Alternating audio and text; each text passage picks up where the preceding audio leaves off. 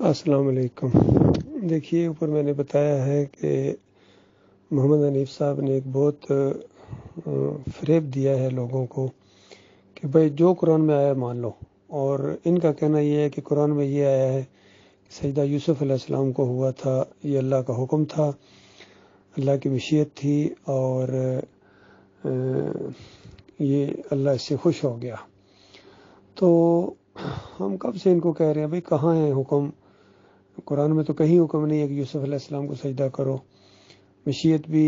نہیں ہے اس انداز سے، اور رضا آپ کو کیسے معلوم ہو گیا اللہ اس سے راضی ہو گیا؟ ہاں، البتہ آپ کی رضا اس میں ضرور ہے، آپ خوش ہوتے ہیں جو یوسف علیہ السلام کو سجدہ مانے، اور حکم بھی آپ کا ہی ہے۔ جو آپ کا حکم نہ مانے آپ اس کو جماعت سے نکالتے ہیں یا باغی اور انتشاری کہتے ہیں۔ اس طرح لوگ ڈرے ہوئے ہیں، ڈنڈے کے زور سے آپ نے یہ منوایا، نظم کے ڈنڈے سے۔ تو کتنا بڑا دھوکہ انہوں نے دیا ہے۔ اب میں آپ بھائیوں کے سامنے وہ ساری آیتیں لا رہا ہوں کہ یہ ہے قرآنی عقیدہ، اور جو قرآن میں آ گیا وہ مان لو۔ دیکھیے، سب سے پہلے بڑی جو کڑاکے کی آیت ہے وہ ہے سورہ آل عمران کی 80 نمبر آیت، اور بڑی زبردست انداز سے ایک اصولی بات اللہ تعالیٰ نے کہی ہے۔ یہود و نصارہ کو گویا یہ بتایا گیا ہے، کیونکہ یہود و نصارہ اپنے انبیاء پر الزام لگاتے تھے۔ جب ان کے عقیدے خراب ہوئے تو انہوں نے کہا کہ ہمارے انبیاء بھی ایسے تھے، وہ بھی اسی طرح کیا کرتے تھے۔ تو اللہ تعالیٰ نے بہت ہی زبردست انداز سے بڑی شان سے یہ آیت اتاری ہے۔ اس آیت کا ترجمہ میں پڑھ رہا ہوں کہ کسی آدمی کو شایع نہیں کہ اللہ تو اسے کتاب اور حکومت اور نبوت عطا فرمائے،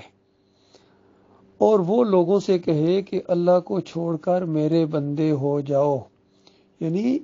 ایک عام آدمی کو بھی نہیں کہنا چاہیے، لوگوں کو اپنی بندگی نہیں کروانی چاہیے، اپنے سجدے نہیں کروانی چاہیے، اپنے رکوع نہیں کروانے چاہیے۔ اور کوئی ایسا بندہ یہ کہے گا جس کو اللہ تعالیٰ کتاب اس کے اوپر نازل کرے، اس کو نبی بنائے، اور اس کو حکمت اور دانائی عطا فرمائے، تو پھر وہ لوگوں کو اپنا وہ مرید بنانا شروع کر دے گا۔ بلکہ اس کو تو کہنا سزاوار ہے کہ تم علماء ربانی بن جاؤ، یعنی اللہ والے بنو، وہ تو یہ کہے گا۔ اور جس طرح اس کتاب کا تقاضا ہے جو تم پڑھتے ہو، اور اس کو یہ بھی نہیں کہنا چاہیے، یعنی نبی یہ نہیں کہتے ہیں کہ تم فرشتوں کو اور پیغمبروں کو اللہ بنا لو یا الہ بنا لو۔ ظاہری بات ہے، جس کو سجدے کرو گے وہی تمہارا الہ ہے، وہی تمہارا معبود ہے، جس کی بات مانو گے اللہ کے مقابلے میں۔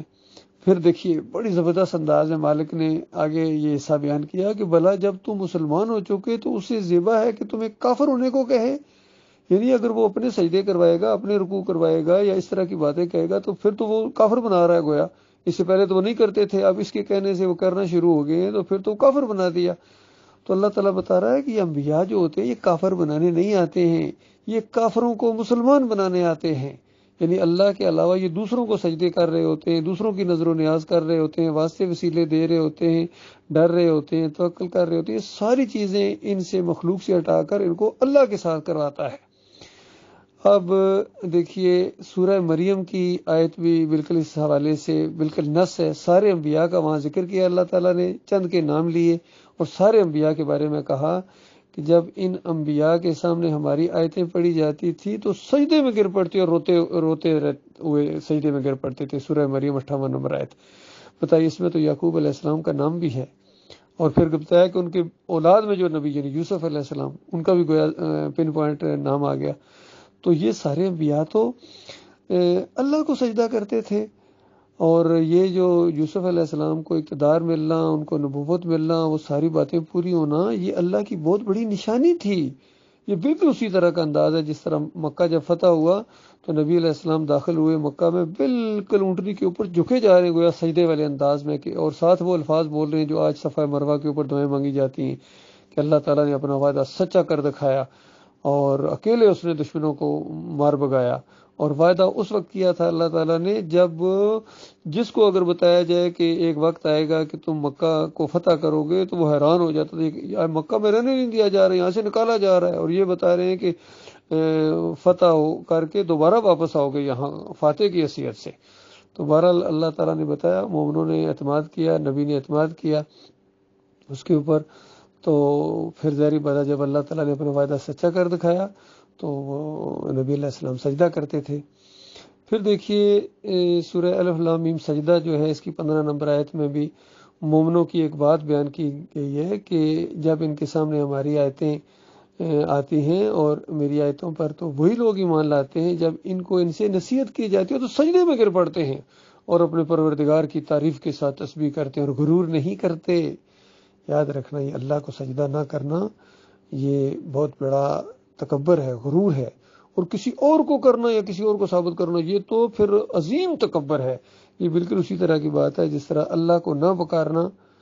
بہت بڑا گناہ ہے اور یعنی تکبر ہے، اور اللہ سخت ناراض ہوتا ہے اس بندے سے جو اللہ تعالیٰ سے نہیں مانگتا ہے، نہیں پکارتا ہے۔ تو اس سے اگلا درجہ چلا جاتا ہے جب وہ اللہ کے علاوہ کسی اور کو پکارتا ہے، تو اس کو پھر ظلم عظیم کہا گیا کہ اب تو یہ بہت بڑا ظلم کر رہا ہے۔ یعنی اللہ کو نہ پکارنا ہی بہت بڑا جرم تھا، تو اب کسی اور کو پکارنا تو اس سے بھی بڑا جرم ہو گیا۔ پھر حامیم سجدہ کی 37 نمبر آیت کے اندر اللہ تعالیٰ نے بیان کیا کہ جو رات اور دن کی گردش ہے، یہ چاند اور سورج، یہ اللہ کی نشانیوں میں سے ہے، یہ اللہ نہیں ہے، یہ اللہ کی نشانیوں میں سے ہے۔ تم لوگ نہ تو سورج کو سجدہ کرو اور نہ چاند کو، بلکہ اس اللہ کو سجدہ کرو جس نے ان کو پیدا کیا ہے۔ اگر تم اسی کی عبادت کرنے والے ہو، یا اسی کی عبادت اگر تمہیں منظور ہے، تو پھر تم ان کو نہیں بلکہ ان کے خالق کو سجدہ کرو۔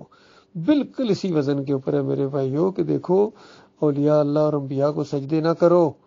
بلکہ اس کو سجدہ کرو جس نے اولیاء اللہ کو پیدا کیا ہے، انبیاء کو پیدا کیا ہے، وہ سجدے کا حقدار ہے۔ تو اسی وجہ سے یعقوب علیہ السلام کے پورے خاندان نے اور اللہ کو سجدہ کیا، اللہ کے سامنے سجدہ ریز ہو گئے ان مہربانیوں اور برکتوں کی وجہ سے۔ اور جو موحد عالم دین گزرے ہیں انہوں نے اسی طریقے سے اس چیز کو بیان کیا۔ امام بخاری نے بھی اسی طریقے سے تعبیر کو لیا ہے، 6 نمبر آیت کو تعبیر لیا ہے اور پھر اسی کی تشریح کر رہے ہیں، اسی کی گویا تائید کر رہے ہیں 100 نمبر آیت کے اگلے حصے سے اور اس سے اگلی آیت کے اندر۔ اور سجدے کا انہوں نے ذکر ہی نہیں کیا کیونکہ وہ بہت سمجھدار تھے، بہت فقیہ تھے، یقین کیجئے امام بخاری رحمۃ اللہ علیہ۔ ان کو یہ بات جس طرح ام المومنین بیان کرتی ہیں کہ ہم نے نبی علیہ السلام کی قبر کو اس طرح کھلا نہیں چھوڑا ہے، کہیں لوگ پوجا نہ کرنا شروع کر دیں، اس لیے حجرے میں رکھی گئی ہے۔ تو اسی طرح ابو بکر صدیق نے خطبہ دیا، نبی علیہ السلام کی میت ابھی دفن بھی نہیں ہوئی تھی، اور کہا کہ جو وفات نہیں مانتا ہے وہ معبود مانتا ہے۔ اس طرح وہ پہچان گئے ان چیزوں کو۔ تو امام بخاری رحمۃ اللہ علیہ نے اس سجدے کا ذکر ہی نہیں کیا۔ اگر وہ سجدے کا ذکر کر دیتے تو ظاہری بات ہے پھر ان لوگوں کو موقع مل جاتا کہ دیکھو یہ خوابوں کی تعبیر ہے، تو یہ سجدہ بھی اس تعبیر کا حصہ ہے۔ تو اس اللہ کے بندے نے ذکر ہی نہیں کیا اس کا، سجدے کا، اس سے آگے سے چیز شروع کی۔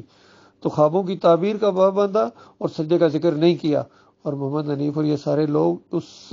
پہلے یوسف علیہ السلام کو سجدہ کرواتے ہیں زبردستی، اللہ کے سجدے کا رخ ادھر پھیرتے ہیں اور پھر کہتے ہیں یہ ہے خواب کی تعبیر۔ اور اللہ جانتا ہے جس انداز سے وہاں اسلام آباد میں محمد حنیف صاحب نے جب یہ اس طرح انگلی نیچے کر کے زور دے کہ دیکھو یوسف علیہ السلام نے کہا ابا جان یہ ہے، یہ میرے خواب کی تعبیر ہے، تو میں نے کہا حنیف صاحب یہ آپ کے اس انداز سے ایک سوال میرے ذہن میں آیا کہ کیا آپ یہ کہنا چاہ رہے ہیں کہ یوسف علیہ السلام نے کہا کہ ابا جان جو تعبیر آپ نے بتائی تھی وہ تو صحیح نہیں ہے، وہ غلط ہو گئی، تعبیر یہ ہے جو میں بتا رہا ہوں؟ تو یقین کریں محمد حنیف صاحب نے کہا کہ مفہوم کے لحاظ سے آپ یہ بات کہہ سکتے ہیں۔ اس وقت میرے رونگٹے کھڑے ہو گئے کہ یہ بندہ اپنے باطل موقف کو ثابت کرنے کے لیے کس حد تک جا سکتا ہے کہ 2 پیغمبروں کو آمنے سامنے کھڑا کر دیا اس نے، اور باپ کو جھوٹا اور بیٹے کو سچا ثابت کر دیا اس نے، اور کہتا ہے مفہوم تو نچوڑ ہوتا ہے، مفہوم کے لحاظ سے اگر کوئی بات کہیں گے تو وہی تو اصل چیز ہوتی ہے۔ جس طرح پورے قرآن و حدیث کا ایک فہم ہوتا ہے، اسی لیے تربیتی پروگراموں میں فہم القرآن کی تقریریں کیوں کرائی جاتی تھی، اس کی سپورٹ میں پھر حدیث لائی جاتی تھی تاکہ کوئی عقیدہ ہے، کوئی موقف ہے، اس کو قرآن کی ہر آیت سے ثابت کیا جائے، ہر اینگل سے اس کو ثابت کیا جائے، اسی لیے اس کو فہم کہتے ہیں۔ تو فہم پورے قرآن کا یہ ہے کہ انبیاء اللہ کو سجدے کیا کرتے تھے، لوگوں کو بھی یہی کہتے تھے، اور اللہ کے علاوہ وہ کسی کے سامنے نہیں جھکتے تھے، اور بہت بڑا شرک اس کو سمجھتے تھے، اور بہت بڑی نشانی ہے یہ اللہ کے علاوہ کسی اور کے سامنے سجدہ کرنا، تو جھک جانا اس کو، یہ عزت دار سر صرف ایک اللہ کے سامنے جھکنے کے لیے بنا ہے۔ اللہ کے بندو، یہ تو ہم دعوت اللہ کی تقریروں میں کہا کرتے تھے، جنتیوں کا بنیادی عقیدہ اس کے اندر یہی بات لکھی ہوئی ہے، فلاح کا راستہ اس کے اندر یہی بات لکھی ہوئی ہے، ایمان خالص قسط اول کے اندر کتنی جگہ یہ سجدہ تعظیمی کا ارادہ ہے آیا۔ اور ڈاکٹر صاحب عام طور پر یہ کہا کرتے ہیں عثمانی صاحب کہ یہ ہندوؤں کی طرح ڈنڈوت کرتے ہیں، تو یہ ڈنڈوت ثابت کر دی محمد حنیف صاحب نے یوسف علیہ السلام کے لیے، تو یہ بہت بڑا ظلم کیا ہے۔ پھر دیکھیے سورہ زمر، اس کے اندر اللہ تعالیٰ نے بھی سارے انبیاء کا ذکر کیا ہے اور کہا کہ سب انبیاء کی طرف یہ وحی کی گئی ہے، اور آپ کو بھی بتایا جا رہا ہے، آخری ہیں آپ، اور وہی یہ ہے کہ اگر تو نے بھی شرک کیا تو تمہارے سارے اعمال برباد ہو جائیں گے۔ اور کہ یہ یہاں تفصیل نہیں بیان ہوئی ہے، شرک بالکل واضح چیز ہوتی ہے، اللہ کے علاوہ کسی کو پکارنا، کسی کو واسطے وسیلے، کسی کی نظر و نیاز، کسی کے سامنے رکوع اور سجدے، یہی شرک ہوتا ہے۔ تو یہ عام بات بیان کی گئی۔ پھر سورہ الانعام کے اندر کہا گیا کہ 88 نمبر آیت میں کہ یہ اللہ کی ہدایت ہے، اس سے اللہ تعالیٰ اپنے بندوں میں سے جسے چاہے وہ اس پر چلاتا ہے، اور اگر وہ یعنی یہ لوگ بھی شرک کرتے تو جو عمل وہ کرتے تھے وہ سب ضائع ہو جاتے۔ جس سے عام بات کہہ دی، پہلے ان کے اعمال کی تعریفیں کی، وہ بڑے تہجد گزار تھے، وہ بہت بڑے نیک لوگ تھے، جہاد کرنے والے لوگ تھے، روزے رکھنے والے، مہمان نوازیاں کرنے والے، بہترین اخلاق کے حامل تھے، لیکن ساتھ ہی مالک نے فرمایا کہ سنو، شرک ایسی بری چیز ہے کہ معمولی چیز نہیں ہے، اگر وہ شرک کرتے تو ان کا سارا کیا کرا میں برباد کر دیتا، مجھے کسی کی پرواہ نہیں، کیونکہ اللہ واحد القہار ہے اور شرک اللہ کو گالی ہے۔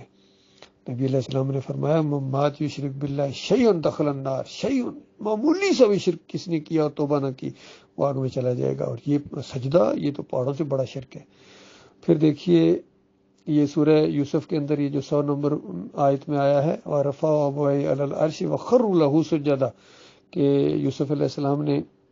اپنے والدین کو تخت کے اوپر بٹھایا اور وہ سب کے سب